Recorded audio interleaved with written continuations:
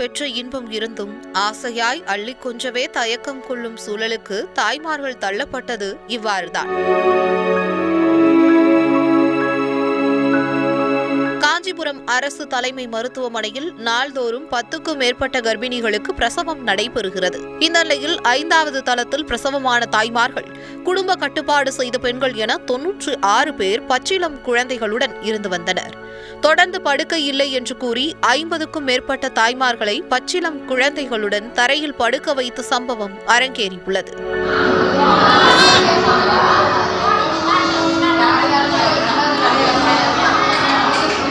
இதையடுத்து குமுதம் செய்திகளில் இது தொடர்பாக செய்திகள் வெளியிடப்பட்டது. தாய்மார்கள் குற்றம் சாட்டிய காட்சிகளும் ஒளிபரப்பப்பட்டது. எங்க கீழே கொடுத்துட்ருக்கீங்க பெட்டு கிடையாதா? உள்ள ஃபுல்லா இருக்குங்களா? எத்தனை நாள் அங்கே கீழே இருக்கீங்க?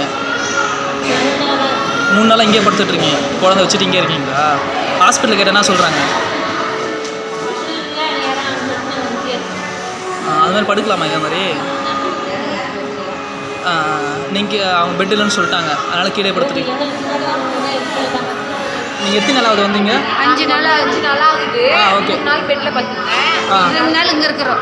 பெட்டு 10வது நாள் வந்து இந்த ஹாலில் போட்டிருக்காங்க வெளியே. இப்போ இங்கே கொசுலாம் ரொம்ப இருக்கா? ஃபேன் தான். Okay okay. இது மாதிரி கீழே படுக்கலாமா? பாப்பா போட்டுருக்கீங்க. என்ன பண்ணுறது, எல்லாத்துக்கும் பெட் எல்லாத்துக்கும் அவங்களே தான் இறங்கி வச்சுக்கிறாங்க. அவங்களே சொல்கிறாங்களா கீழே போய் படுங்க? 3 நாள் இருக்கும் அங்கேயே படுக்க சொல்கிறாங்க. அங்கேயே நிறைய பேர் படுத்துருக்காங்க.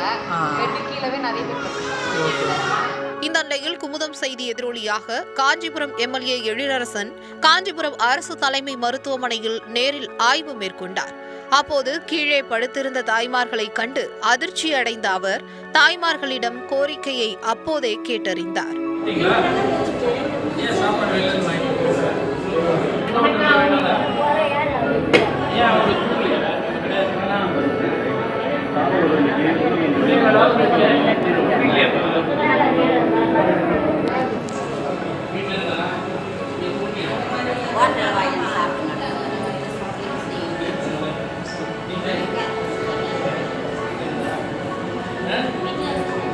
இதையடுத்து மருத்துவர்களிடம் சரமாரியாக கேள்வி எழுப்பி பிரச்சனையை உடனடியாக சரி செய்யுமாறு வலியுறுத்தினார். அப்போ நிர்வாக ரீதியில் அரசு எல்லாத்தையும் செஞ்சு கொடுத்தா நீங்கள் நிர்வாக ரீதியில் கேர்லெஸ்ஸாக இருக்கீங்க. அப்போ டிவியில் வந்தது அது இல்லையா?